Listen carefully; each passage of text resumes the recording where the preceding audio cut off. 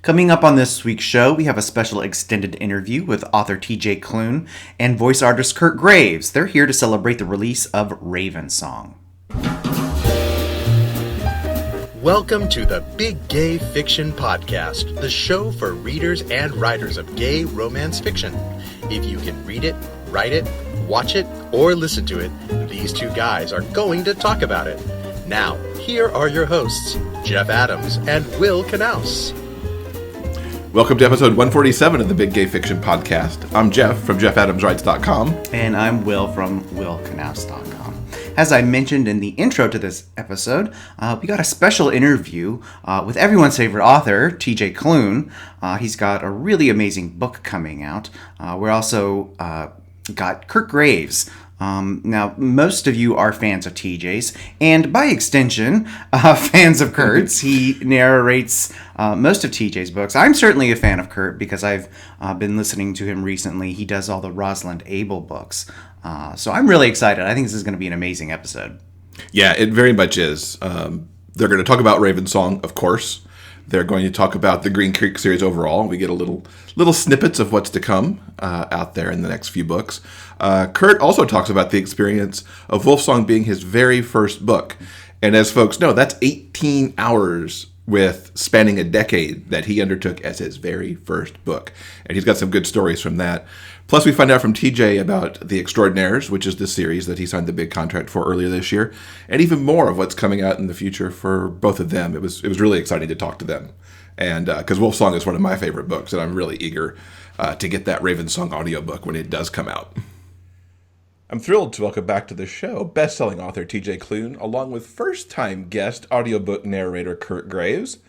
They first worked together on the audiobooks for Wolfsong and Murmuration.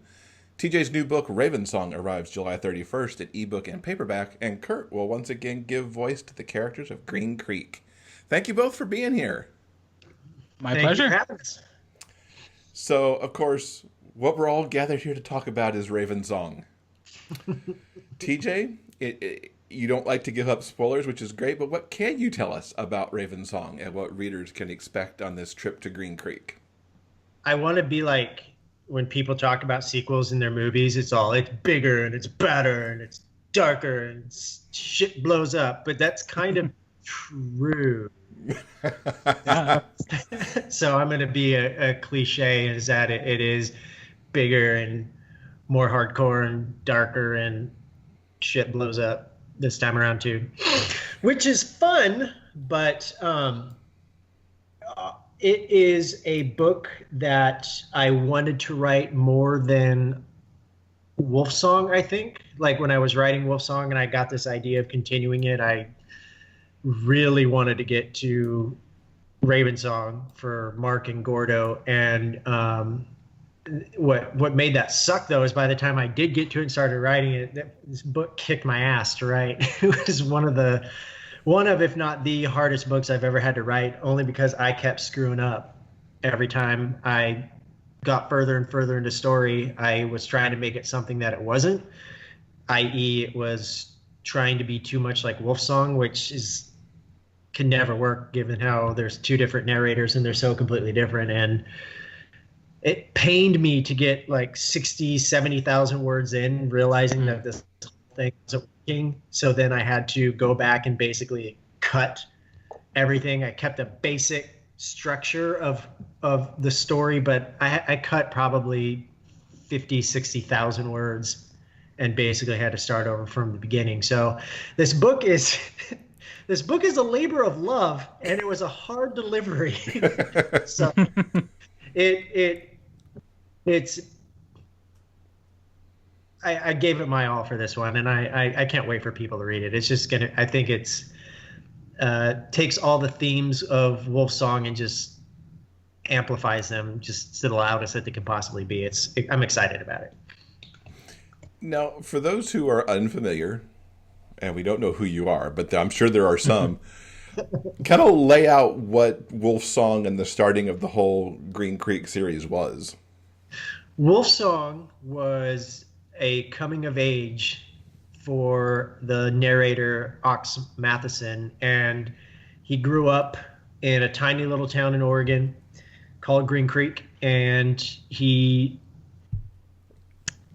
was not understood even beginning as a child. He thought different way. He saw things differently, and unfortunately, people around him took him to be one way when he was something completely different. I don't like to use the term or the word slow. I don't like how that's coded, but he just had a different way of thinking, and I loved being able to write and see the world through his eyes, going from thinking that the world was one way and then having this family move next door that showed it to be something completely different. And people that read my books know that a big common thread through them is the idea of like found family and people that are your friends or your loved ones that aren't necessarily related by blood. And I do that theme a lot in different ways in different books, but I think Wolfsong is one that probably exemplifies that the most, just because of the idea of wolves in a pack and what that would mean to humans and wolves and witches and all these different characters coming together that aren't necessarily related but depend upon one another and need each other to survive. Mm-hmm. And then a whole bunch of other shit happens in the book. A whole bunch.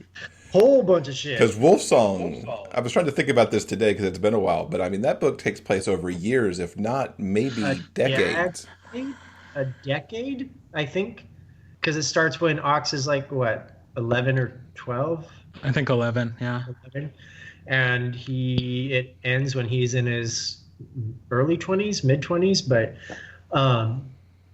I knew that when I was writing that book, it was going to be kind of like a generational type of story with characters from different generations. You have the kids and you have the older people in the pack and whatnot. And I just like the interplay between them and the dynamic that they have with everything that they bring to the table, young versus old. And this is why I'm enjoying moving on to Ravensong, because I'm writing about characters once again that are my age, and I to them a little bit easier than I could say the characters in Wolfsong. How much? What's our timeline in Ravensong? Is it after? Is it significantly after? It's before, during, and after. Oh wow! Okay. Yeah, it's. I think I can talk about this. The first 6 or so chapters alternate between Gordo and Mark as kids and the missing 3 years, 1 month, and 26 days where Gordo and Carter and Kelly and Joe were going after the big bad Richard Collins. I was so curious when I was writing Wolfsong. I was so curious about what happened to them while they were gone, because we don't really know. We don't know really anything aside from the one little part where you have the hunter David King coming back to Green Creek and telling Ox those 2 words, "Not yet," that Joe sent to him. And I always wondered, how did it get to that point? How did it get that far? What were they doing the entire time that they were gone? And how would that play upon, because once they returned, everything happened so quickly towards the end of the book. It basically, they came back and then wham, bam, bam, bam, everything blew up and all that kind of crap. But I was so curious about how Gordo would relate to these kids, essentially, that he has to watch over, and especially a 17-year-old kid that just turned into an alpha. So I was really curious about what it would be like for him as an asshole adult to turn around and have to be in charge of 3 teenagers, and what they did and how their trip was like. And it was, so the first 6 chapters, I think, jump between the 80s and 2013 when that all happened. And then the rest of the book covers only a period of 2 weeks, and it's set a year after Wolfsong. So the opening chapters were meant to give you a sense of who Gordo was, but also to make you feel like you have whiplash, because you're jumping from the past to a closer past, it's, in my head, it's this neat literary little trick to do to show you that the kid that he was and the man he's become, and this weird, the dissonance between both of them, because the kid, you'll see, he starts out being almost like Ox, bright-eyed, and all this shit is really super cool. But as you know, he's an adult. He hates everybody, hates everything, especially the Bennetts. And I wanted to figure out why he did. And the answer sucks. I'm an asshole when I wrote this book, man. And I don't regret it, obviously. I don't regret it at all. I'm a dick when it comes to what happened to him. And that's all I'll say. I think the depth of that history, though, is so important. Like, as somebody who just enjoyed reading Wolfsong and then getting to read Ravensong, it was just really enjoyable to understand Gordo more. And it is a really neat literary trick to have the whiplash of jumping back and forth. But as a narrator, I was also reading that and thinking, God damn you, TJ Klune. Yeah, it's going to be hard, right? All these people also have to be kids. God damn you, TJ Klune. But you kind of faced that in Wolfsong, too, because when we first meet, I mean, Joe grows so much in Wolfsong that you had that same, he's a kid, he's an adult, and now he's an alpha. Mm-hmm. Yeah, that was a fun challenge. That was actually one of the few things that going into the audiobook I knew to even be worried about. There was so much I had no idea I should have been worried about, but wasn't. And that was one of the things that I thought, how do I progress this voice from child to adult? So I did think about that. Everything else, basically, I got lucky on, but that I thought about. What's it like to revisit these characters? I mean, some time has passed since both the book and the audiobook of Wolfsong. So what's that like for both of you? It's it was good because I knew I've essentially plotted out the remaining 3 books in this series. So I know that what's going to happen in the future, what's going to happen in the next 2 books, but being able to come back to this, even though it, like I said earlier, it kicked my ass to write it. I love these characters a lot. I mean, they're really different than what I'm usually known for is in terms of, I mean, I can write angst like a motherfucker, but I usually see me more in the comedic realm. And I liked being able to come back to this and just fucking wreck people because it gives me a chance to be able to get out my own anger. I get out my anger through writing and all my feelings and stuff like that, and I'd be able to take it out on the characters even though they sometimes don't deserve it. So. And for me, it was a pure joy. I just really loved coming back to this place and these people. I've done about 10 other books in between Wolfsong and this, and it's not always the case that you just fall for the people that are there. But in Wolfsong, I did. And I thought maybe that was just because it was like first love, like the first thing I ever did. And I just had such a great experience with it. But as soon as I picked up Ravensong, those people were there and their voices were back in my head, and it was so effortless and beautiful. So I think anybody who loved Wolfsong is gonna love Ravensong as much, if not more. Is it okay to say that I liked honestly, Ravensong even more? I liked Ravensong more too. Just not. I mean, no, this is going to be sacrilegious to some people. You should hear. I don't talk crap about my own books, obviously, because that's counterproductive. Yeah. But when people tend to get upset when you say you like something better or less or something, like when I talk about Bear Otter and the Kid, my very first book. That book to me is a very obvious first novel. It has, I think it has its flaws, and I cringe when I go back and especially when I had to write the last book. I went back and looked through the first 3. I cringed with some of the stuff that I was writing, and I'm like, it's not my favorite. I would have done things differently now, and people are like, you can't say that. You have to leave it exactly how it is. And it makes me feel like when George Lucas and Steven Spielberg went back in and took out, like in E.T., they took out the guns from the kids or from the adults or whatever, and then I love my readers and I'm glad they love my books, but I like Ravensong better than I like Wolfsong, just because a big part of it has to do with the fact that I'm 36 years old now, and writing about characters in their 40s, like Gordo's 40, Mark is 43. That just feels so easy to me because I can relate being closer to age to them than I am to, 20-somethings these days. My God, I'm so old. Oh gosh, stop. I know. Pretty still, so thank you. Yeah, I mean, I still love both, but I mean, relating to that, I am sure I will like the audiobook of Ravensong more than I like the audiobook of Wolfsong, because this time I have an idea of what I'm doing. Yeah. Right. Yeah. Which is not to take anything away from the first thing. It was between Kirt and one other person, and I spent hours flipping between their auditions. And the thing that clinched it, and I've told Kirt this before, the thing that clinched it was his Gordo voice, because the other guy, he was good. He was really good. But his Gordo voice wasn't, I mean, obviously you can give notes to say, hey, I want this to change. But Kirt had exactly what I was looking for. And I was already starting to think ahead to, he's going to have to do that voice for an entire 16-hour, 17-hour sequel that I'm going to write that's going to be like 8 million words long.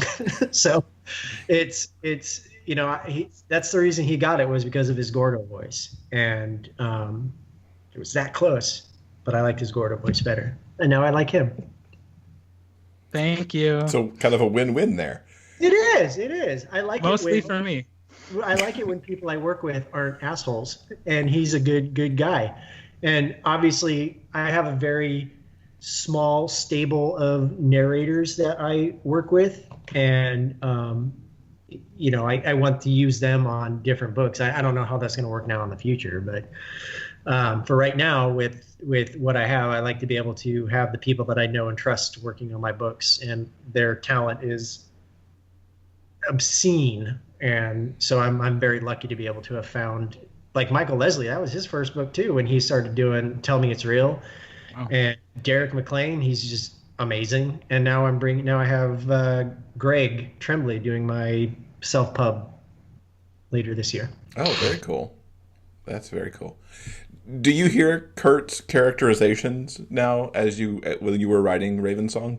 No, I don't, because I don't want to take away from his art, and I don't listen to my own audiobooks because it's really super weird for me. I'll listen to his voices and to see, just to make sure that, everything's on the up and up. Like certain sections, when he sends them in for review, there's certain sections I want to make sure got right and everything like that. So I'll listen to those. But I have never, and it's not him, I've never listened to any one of my audiobooks that I've done on any of my books all the way through, because it's weird. It is super weird to hear my own words read.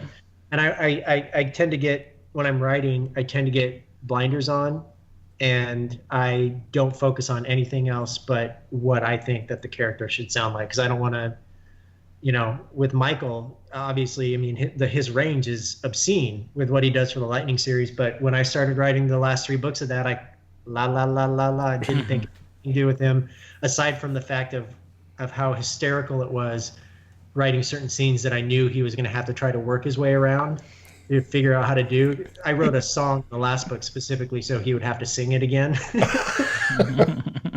I tried to think of something like that for Kirt, but I couldn't quite figure it out. So instead, the book opens with a quote from Kirt's favorite poem, The Raven, by Edgar Allan Poe.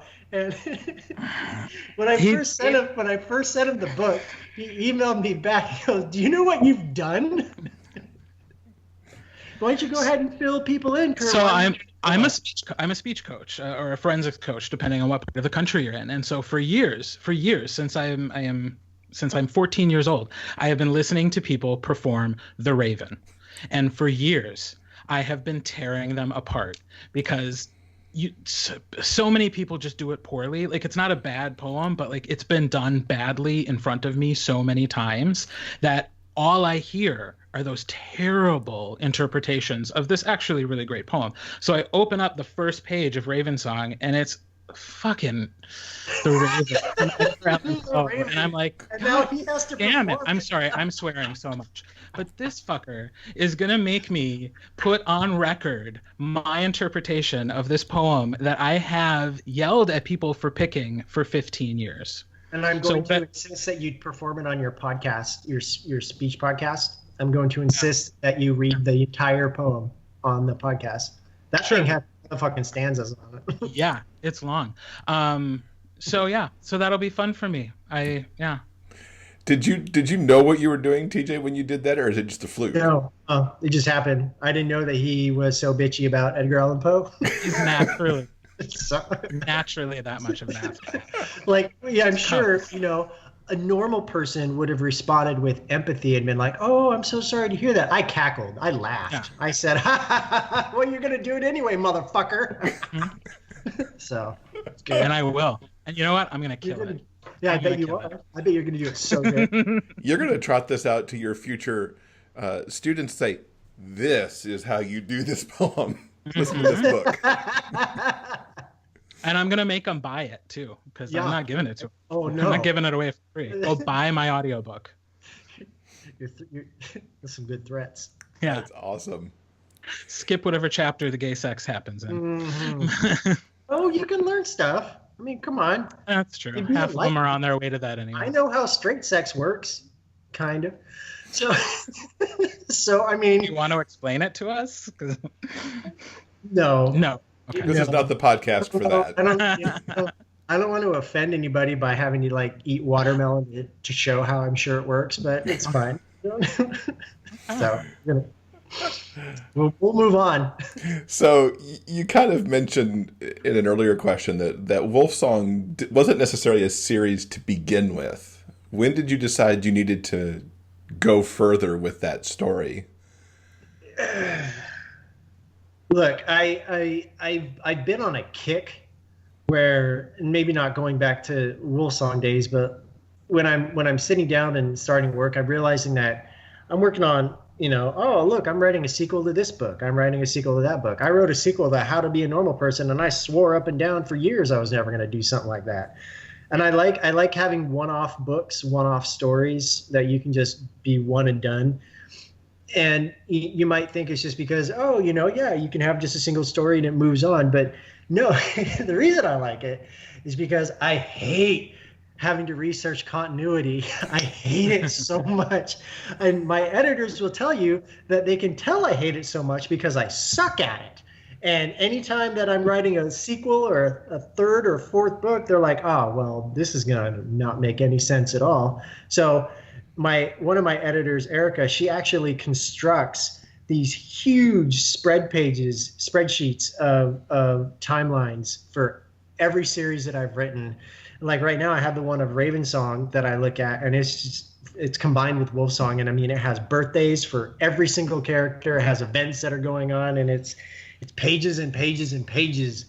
And I knew going into, if I was going to continue with Wolfsong, that I'd have to contend with that. And I mean, I like learning new stuff, but I'm lazy when it comes to rehashing, having to relearn some old stuff that I wrote. So, but by the time I finished Wolfsong, I knew that there was a bigger story there, especially since I left so much unresolved. And when I sat down to start Ravensong, I actually did, like I said earlier, plot out all the rest of the series, which is 4 books total, to make sure that what I was going to be building upon from Wolfsong and Ravensong could actually go even further with the next 2 books. I almost just said the titles of the next 2 books. I shouldn't have done that. That could have been an exclusive we almost had. Well, everybody knows the 3rd book is called Heartsong. I have already announced that, but I have not talked about the 4th and final book, but I totally know the title to that. You've mentioned on social media, and we should tell people just for contextual purposes that we're actually recording this in early June, ahead of the airing in July, of a short story that's going to happen too called Love Song. Yes. I wrote a 6,000 word short story to follow Ravensong. That would come out September 1st. It's Elizabeth Bennet's perspective. And because I don't want to say that she gets shortchanged in Ravensong, but I wanted to do more, but the point of view wouldn't necessarily allow for it without getting kind of wonky. So, not giving too much away in Ravensong, but there's not as much healing for her that I wanted there to be. So instead of trying to shoehorn in something that would have sounded disingenuous in like a conversation between her and Gordo, who is the narrator, I decided to write a story just for her. And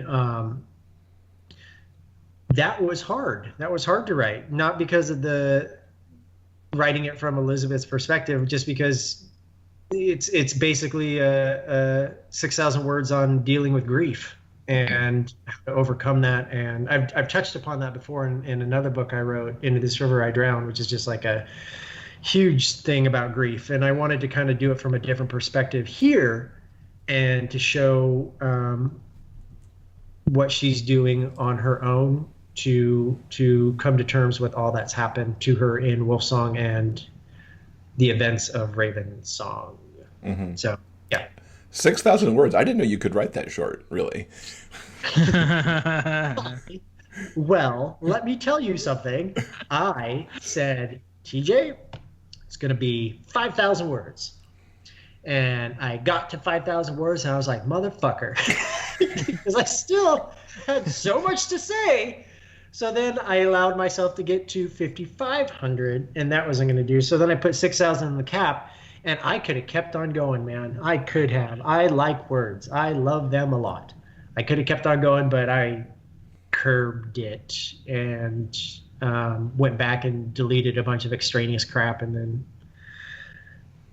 moved sections around, and I think it reads really pretty. So cool. It's lyrical like Ox's books was. So. Oh, okay. And then I think you said, was it Heart Song is late 2019? Yes. I am 30,000 words into that as of this week. I plan on finishing it by the end of summer. And it's Robbie and Kelly. And you will know whose perspective it's going to be from, who's going to be telling the story, because that person's name is one of the very last names mentioned in Ravensong. It's actually the very last name on the very last page, one of the very last words. Kirt knows. Oh, that's exciting. I'm happy. And I was hoping that would be him. Yeah, the person that narrates Heart Song, his name is the very last name mentioned on the very last page, one of the very last sentences. You'll know who it is when you see it. But yeah, he's going to be the one narrating the book. And that's all I'm going to say on it, because it's obviously still a work in progress, but it's Wolfsong and Ravensong. They're two sides of the same coin, and they end a specific arc. And Heart Song, first and foremost, it's the first time that I'm telling a book from beginning to end from the point of view of an actual wolf. Because in Wolfsong, Ox, spoilers if you haven't read it, didn't get turned into a wolf at the very end. Gordo narrates Ravensong, and he's a witch, he's a human. So Heart Song is the first time you're actually getting the point of view of a wolf for the entire book. And it's allowing me to play with language a lot, and I'm having fun with it. Some of it's working, some of it's not. But I'm having a lot of fun with it, and it's going to be a completely different kind of a story than Wolfsong was, and a completely different kind of story than Ravensong is. And the last book, Carter's book, is going to be a completely different story too, different type of story. But Wolfsong, Ravensong bookend each other. Heart Song is the start of something new, but builds upon what came before, and the last book will be the bookend for Heart Song. So 2 and 2. Very good. Are you comfortable with the fact you just said that Carter's got the last book? Yeah. Oh, yeah. Okay. Because everybody talked about him doing that. Yeah. Totally. Just making sure. Yep. was hoping you might throw the title out there, but that didn't happen. Oh well. Yeah. He's going to be in the last book. Yes, the last book is going to be his book, and never mind, I can't say anymore. I won't say anymore. Kirt knows. We'll just make Kirt talk now for a moment so that you don't end up saying something. Yeah. So, as we talked about, Kirt, Wolfsong was your first audiobook. How did you end up with the gig and decide to start doing audiobooks? Well, I decided to start doing audiobooks because a friend of mine had started. And like most people who get into this on the independent side, you hear about somebody who's done it and you think, I can do that. Having no concept of what that actually means or entails. And then, I think I had maybe 20 auditions out there before I auditioned for Wolfsong. Didn't get any of them, which I think is probably a pretty normal track record for anybody who's in acting. You audition for way more work than you actually get. You have to get comfortable with the no. And I had gotten very comfortable with the no. And then I got really lucky. I had reached a point in my career at that point. I was working for a small business in an office, and it wasn't utilizing my creativity or the parts of myself that I wanted to really put into the world. It was also just a really toxic environment. And I had decided I needed to quit that job, and I had no idea what that meant for my life moving forward. But I went upstairs and I typed my letter of resignation, and I closed that screen after printing the letter. And there was the email saying that I had been chosen to narrate Wolfsong.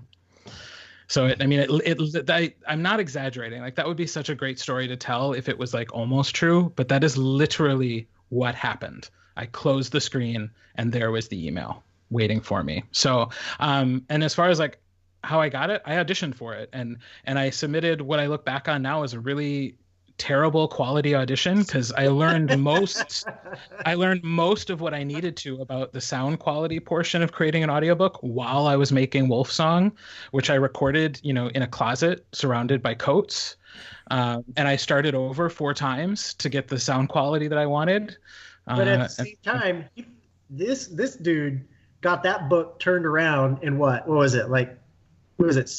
5 weeks? 6 weeks? It was about 40 days. Because back in the turned around in like 5-6 weeks, like 160,000 words. That entire audiobook he did in 5 weeks. When I got the email back from Dreamspinner that he had finished, honestly, my first reaction was, "Oh my God, what did I do? What? How did he finish that so fast? How much is it going to cost to buy this guy out?" I was like, okay, but obviously he's consummate professional. Wolfsong, if I remember right, is what, 16 hours? 15, 16 hours? It's just shy of 19 hours. 19 hours. 18 hours and 40 days. That's amazing. Forensics, man. It teaches you it gives you good reading comprehension skills and good on-the-fly interp skills. So, and plus it's just a good book. Like, credit where credit is due. It's written well, which always makes it easier. What have you had to audition for books where it wasn't written well and you were like, why am I doing this? Well, probably, but that would have been before Ravensong. Or before Wolfsong, because it's the audition scripts are often so short that you don't really get a sense of whether it's going to be a good story. Some of them are just outright bad, so you do know to avoid those. And the problem I had with having TJ Klune and Wolfsong as my very first audiobook was, am I willing to work with something that isn't at the same level and quality? And, because there were certainly lots of jobs I could have auditioned for and chose not to, because I was like, nah, if I have this, for the podcast audience, I'm holding my hand up high. Why would I try to do something that's listen to this guy? He's like, I got one book. Oh, I'm better than all of these now. Yeah. What was it about Wolfsong that made you want to audition for it? Because I imagine you only saw like a small piece of the manuscript. I don't know that I was being that discerning back then. It was just available. It was a job. You know what attracted me to Wolfsong was the fact that it was like a fantasy story. That's the genre I enjoy reading, sci-fi, fantasy. I loved growing up. I loved different mythologies. And so any story that creates its own mythology, I'm attracted to. And so, knowing that shifters were a part of this world was something that I was like, okay, and it's gay, great. Which obviously then made Murmuration kind of right down the same path as well, because there are the sci-fi elements to Murmuration too. So yeah, it wasn't at all the LGBT QIA angle that drew me to Wolfsong. It was just that it was a fantasy story, and I was like, that sounds fun. And have all the gay. And happen to have all the gay, which I wasn't afraid of, so may as well. And TJ's tone is always so clear in whatever book you're reading of his, and I could tell that the tone was a little more introspective. He's used the word dark, and it was a little dark. So I was like, I can do that. I like that. Was it at all daunting as you got into it to see this relatively huge cast and such a the decade spanning time frame? We talked a little bit about that before, about having to get the growth of the children to the teens to the young adult range. Was that more than you expected in your first book? I had no expectations, so I think that was the greatest gift going into it. Is I didn't know I couldn't do that. I didn't know it wasn't normal. I didn't know that having your first audiobook be 19 hours long was kind of weird. I was just like, I guess this is how long books are. All right. This is what it is. And I just didn't know. If I were to try to do Wolfsong now, 10 books in, I would be terrified. I would still try to do it, and I would still take on the challenge, but I would be a lot more scared. Having Wolfsong be my first book taught me what I could do so much more than I probably would have learned if I had started somewhere else. So I think this happens all the time. I was too naive to know what I was getting myself into, and that ended up being the best thing.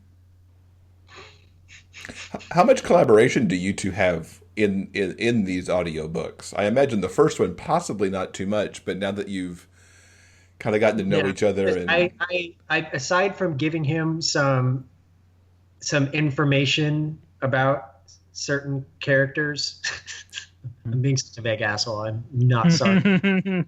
Aside from giving him information on certain characters and a couple of plot points, I let him run free in how he wants to do it, because obviously with Wolfsong, I didn't know him, he didn't know me. He turned in this excellent work. So when I had to started to think about doing the audiobook for Murmuration, I was like, I just want to give it to Kirt. And then with Ravensong, aside from giving him a couple of notes on a few things, I fully trust him to be able to do his own interpretation of it. And that's how it kind of is with the only time I've ever had to give notes to or extensive notes to a narrator was not because of the narrator's quality. It was Derek McLean in Olive Juice, just because Olive Juice is such a different type of story. It's told differently. There's no pauses, no breaks. It's one story without any text or chapter breaks through the whole thing. So I did give him a lot of notes about what I thought he should do, blah, blah, blah, here, and here. But otherwise, I just let the narrators do what they want to do with it, trusting them that they won't destroy it somehow. Mm-hmm. Yeah. What do you think it is about Ox and Joe that grabbed people so much and just sucked people right into this other place, this other world? I think that there's something everyman about Ox, but at the same time, he has such a unique perspective on how he sees things. And I mean, obviously, coming in from the romance angle, you know, there's always something, whether it's realistic or not, there's always something special about the first love that you have and growing up together, and then they become these people and whatnot. And I think that Ox in particular, though, he is different than any other character I've written, and I think that the way he speaks, the way he moves, the way he reacts, there's just something so unique about him as a character, and I think that a lot of people are drawn to that. I have a plan for him, obviously, going forward. He's shit. You haven't read Ravensong, so nobody has. So we can't talk about that. Only Kirt knows this secret. Whatever that was going to become, only Kirt knows right now. Ox has a very messianic kind of a path that he's going on, which is such an awesome juxtaposition with how Gordo is just as down in the dirt, grimy, you know, will do anything, kill anybody, all that kind of stuff. But I like the idea of Ox, and like I said before, Ox and Gordo, two sides of the same coin, because they were on the same path. They were on the exact same path until both of them took completely different routes. And it's really interesting for me to be able to, kind of like with the whole opening chapters and the whiplash that we talked about earlier, there is a very definitive moment when you realize that Ox and Gordo are no longer going to be the same people. There's just this hard right turn that it takes, and I can't wait for people to get to there. Kirt gives the knowing laugh. I do. Yeah. No, I mean, for me, Ox and Joe, what attracted me to them was their innocence and their goodness. You know, we live in a time of anti-hero stories being so much more prevalent, that there was the fact that the story starts with them both so young, before they have to start making difficult decisions and making the mistakes that we understand as adults are a part of growing up and learning and living. They had this goodness, and things were happening to them, but they still held on to that trait, I felt. And that's what I loved about those two and their relationship. Yeah. From my reader perspective, it was those early chapters in the book as they're meeting each other and everything that was just like, I have to go with their story now, because you're just like, boom. It's like when I first started writing Wolfsong 2, I knew it was going to be a long, long book. And because, you know, I wanted to take my time to get to these, because I think it's really important. And it's the same with Ravensong. It's really important for me to be able to give the reader a sense of who these people are and a sense of place. I mean, obviously not knocking any author whatsoever, whatever length that they write, but to me, there's just something about being able to get into a long book, being able to take my time with these characters to make them actually independent and like they could almost be real. And the fact that you know, each person, because it's a large cast, and each person has their own specific characterization. They are different. They all have their own specific voice, and I needed to take my time getting through all of them. And I mean, the book, I think that this book, Wolfsong and Ravensong, if they had been half the length that they are, if they'd been the typical romance, 60, 70,000 words, they would have been crap. They would have been absolute utter crap, because it's not, you don't get enough time. And I think to get to know the characters, and I think that's a big issue in and romance as a genre today, is that people are writing specifically getting to 60,000 words and saying, oh, that's the book. That's how much it takes that's how many words it takes for a publisher to publish the book at 200 pages. And that just blows my mind that you're limiting yourself. Give your characters some room to breathe. Let them be. And you know, of course, you'll have the detractors say, oh, his books are too long. They're too long. Blah. It's fine. Whatever. I mean, it's cool, but I like reading long stories. I'm sure around hour 16, I'll be like, this book is too long. But I'll get to the end, and then I'll be glad it was as long as it was. Yeah, I'm sure there will be a moment somewhere in there where I'm like, it should come be on. about the same length. Yeah, almost exactly. Like the same, I think, almost like within 1,000 words of each other. Mm-hmm. Yeah. The whole thing over length is strange to me because I feel like the story needs to be however long the story needs to be. Yeah. Whether it's the length of Olive Juice, which is short. Yep. Like 30,000 words, like 35.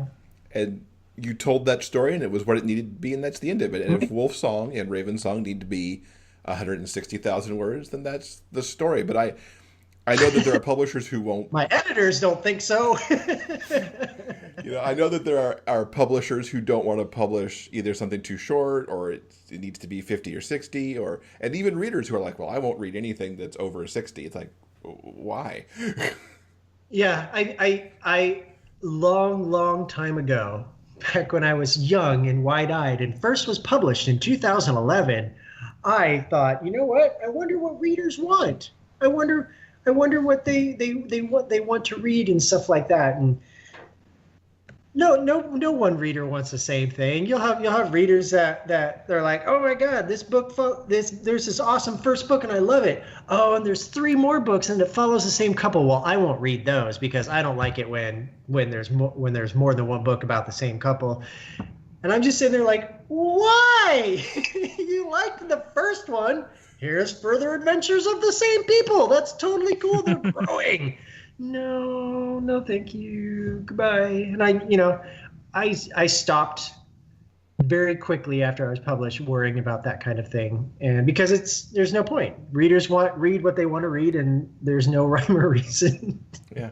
You just have to hope that it continues to be what you're writing. Yes, exactly. You have to hope, and I continue to do that. And you do it across so many genres. That's really always been one of the things that I like, having watched your career, is that you pop around between the Wolfsong kind of book and the Olive Juice kind of book and the Tell Me It's Real kind of book, and it's just... Yeah, because I would get bored if I had to write. I mean, God love the authors that can write in the same genre and do well and do it over and over and over again, but that would just drive me up the wall trying to do something like that, because I can't, like, when I write a funny book, cool, it's super cool and super funny. Now I want to write something where everybody dies and it's soul crushing. So let's talk about the future for a little bit, because both of you are very active in what you're doing. Kirt, obviously, Ravensong comes up sometime, hopefully by the end of the year, because as we record this, we don't quite know when it's going to come out. What else is coming for you in the near term and in the future as you know it? Well, I just made the decision to pick up my whole life and move it about an hour away. My husband's job changed, so now we're in a new city. So I am giving it a go as an audiobook narrator full time. So I don't know what that means, because I'm just figuring it out. I mean, as I showed you at the beginning of the podcast, this is my new office. Behind me is the door to what will be my new sound booth. So once that's done, I need work. So if anybody would like to hire me to narrate their audiobook, please contact me. He's so good. Everybody should hire him to do all the books, except for this other book. So, I mean, obviously one of the very first things I'll do in there will be Ravensong. And then after that, Is that going to be the first book you record in your new booth? Depending on when the contract comes in, I might sneak one other one in there. It'll be the first one. Thank you. It'll be the first one. Yeah. So it's the future for me is wide open and unknown. But I think at least give this a try for about a year and see if we can make it work. So like, I'm not joking, guys. If you have a book for me to do, please get in touch. And you're coming to GRL this year, so that's going to be your first time to do that too. My very first GRL. And I don't know what to say about that other than I'll be there, because I literally don't know what's going to happen. Everything will happen there. Yeah, but I hear it's a good time. It is, and you'll get lots of questions about wolves. Just ask Michael Leslie how he feels about unicorn questions. Right? I will do that. Yeah. TJ, you've had tons of news coming out earlier this year. Your deal with Tor and the Extraordinaries is pretty epic. That is pretty epic, and I am super freaking proud of that, man. Let me tell you, because Tor, I just need to give a shout out to Tor and to my agent and to Allie at Tor, who are just awesome people. Allie at Tor is just, she's wonderful. I love her, and I barely even know her. But she is the one that was like, everybody at Tor needs to read The Extraordinaries, and she was the one telling everybody to read it. And for those not in the know, The Extraordinaries is my YA super queero romance comedy spectacular. So it's the first of a 3-book deal that I got with them. The second 2 books are going to be the second and third. Oh, more sequels of the Extraordinary series. But that is the first few months of 2020 is when that book is going to come out, the first book, because Tor has decided that they want to make it a priority, and they're gonna do everything in their damnedest to build this book up and hype it up. And it's a whole different ball game than indie publishing, let me tell you. Like let's just, for example, my indie contracts when I signed a book, they're that my friggin' one book is like that. I'm like, holy God. So it's wonderful, exciting, and I can't wait for Tor to publish this book. It's gonna be wonderful. Where did this come from to have teen superheroes? Because that's, again, it's a different thing than you've done before. It is, but it's okay. At first, it came about because I was being a dick. And the reason being I was being a dick kind of goes back to Wolfsong, when I told myself a long time ago that I was never ever going to write gay werewolves. It's stupid. I'm not going to write shifter books. It's stupid. Whatever. And then I started writing it, and I was like, oh, well, I'm a liar and a fat mouth, so here we go. Writing those. And then the YA came about because I was like, I'm never going to write YA romance. I mean, who the hell falls in love at 15 or 16 years old and has it be believable and has a long-lasting relationship for the rest of their lives? That's stupid. Nobody does that. That's stupid. But what if I did do it?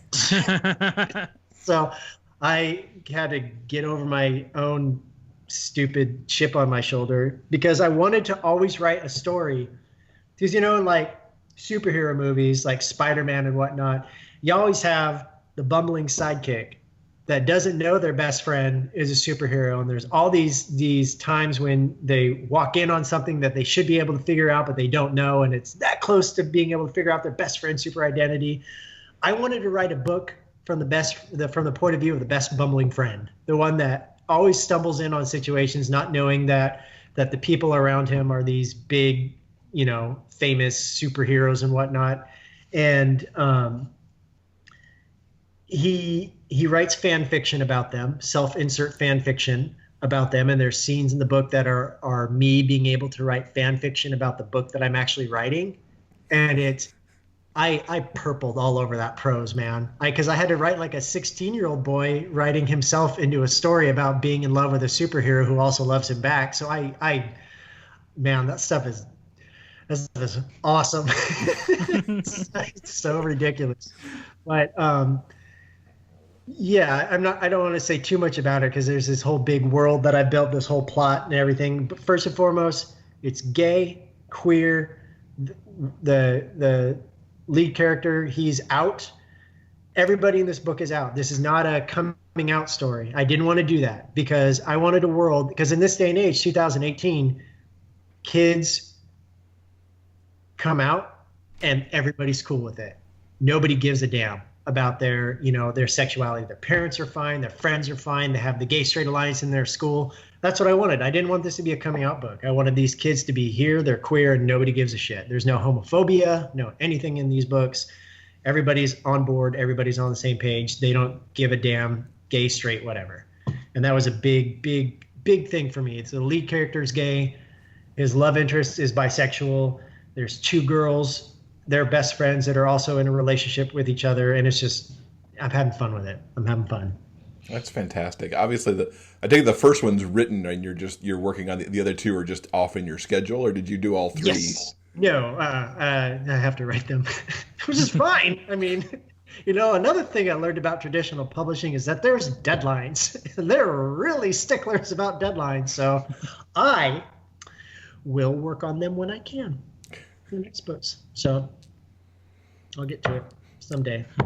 And then beyond the Extraordinaries, you've got another book that's happening with Tor also. Yeah. So out of the blue, I wrote a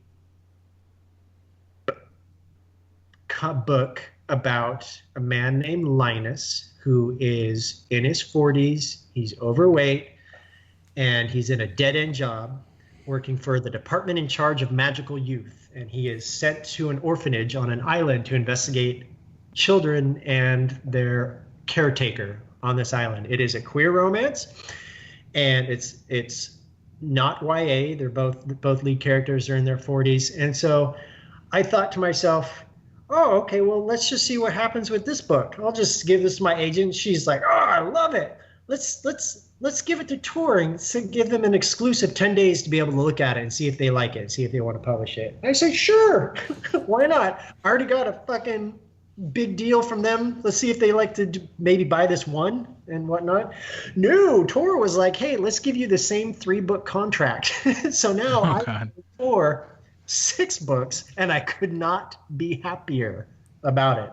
So I will be publishing with Tor Teen for YA, and also for 3 books, and also Tor for 3 adult books, and all of them are going to be queer. All of them are going to be gay romances. I'm going to make Tor so fucking gay, and it's going to be amazing. But Tor understands how important that queer characters are. And with what they offered me, they obviously want me to make a home with them, and I'm going to fucking move right in. I'm totally fine with that. That's totally cool. I already have an idea for what I'm going to do for the second book in my adult contract with them. I already know what I'm going to do with that one. I'm going to do something cool. Is that going to be a series from that first adult book, or is that one just standalone? The first adult book. That book was originally called Don't You Wish You Were Here? Tor wanted the title to be more Tor-ish, because Tor is paranormal science fiction, and they're the arm of Macmillan that publishes like the science fiction and whatnot. So now the title is The House in the Cerulean Sea. Cerulean, the color blue, cerulean. So that's the title, and that is a standalone book. So what my plan with the adult contract is to do 3 standalone books, so I don't have to worry about sequels to anything. So, I mean, he says that now. But... Shut up! I was thinking the same thing, but thank you for saying it. No. Yeah, probably. I don't know. But I mean, they have me. I mean, what the plan is now is I have books set to come out with Tor starting in 2020, and then going to 2021 and 2022 and 2023. I mean, I'm not thinking. I don't know what I'm doing next week, man. So having them plan that far ahead is just crazy to me. Well, you're already into 2019 with Dream Spinner. I mean, yes, I have 3 books next year, and you've got a self-pub coming as well. Yes, in October 26th. Thank you for reminding me. Yes, please, everybody, buy my self-pub book, because it's the first time I'm self-publishing, and I don't want to be like, oh, well, this was a bad idea.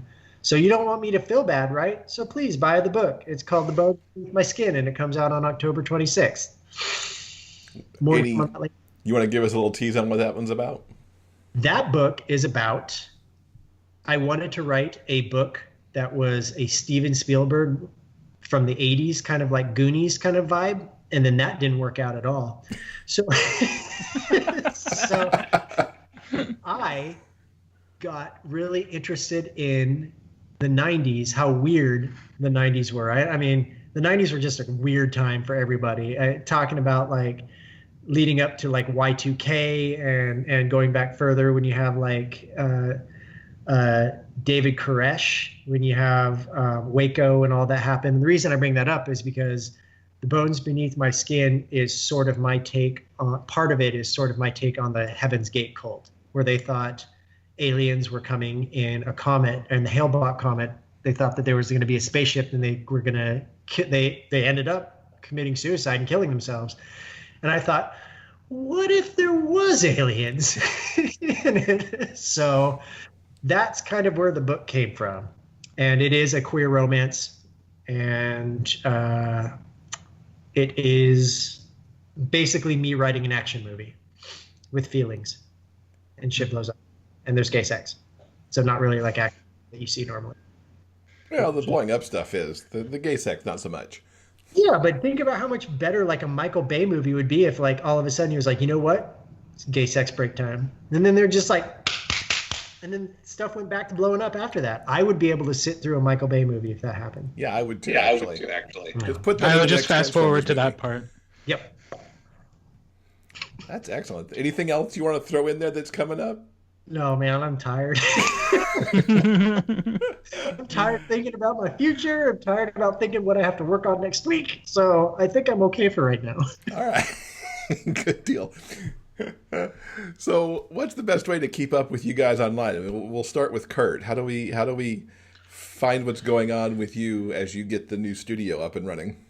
Yeah, you can find me online at kirtreads.com. I'm on Facebook at Kirt Graves, Twitter, Kirt Graves. Kirt is Kirt for those who haven't seen it in writing before. And then Instagram is Kirt Reads. Fantastic. And TJ, what's all your addresses?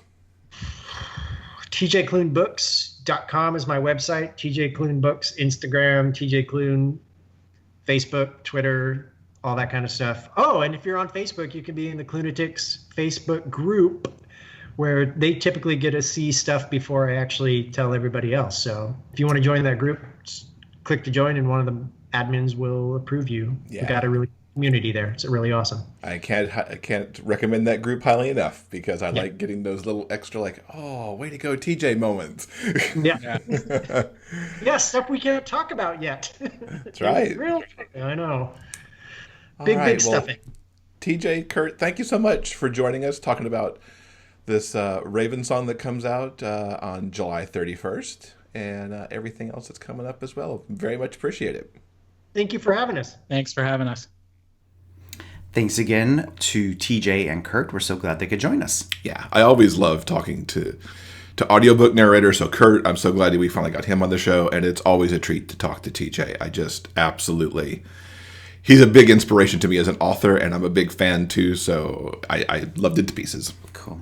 I think that'll do it for this week's episode. Coming up in episode 148, Carrie Pack joins us to talk about her latest book, Past Imperfect. Yes, she will also tell us about a brand new podcast that she's got going on too. Ooh, that sounds interesting. Yeah. Okay, guys, remember, no matter where life takes you, the journey will always be sweeter when you have a book. So, until next time, everyone, please keep turning those pages and keep reading. For detailed show notes and the complete episode backlist, go to biggayfictionpodcast.com. New episodes are available every Monday on all major podcast distributors and YouTube. Thanks for listening. We'll see you next week.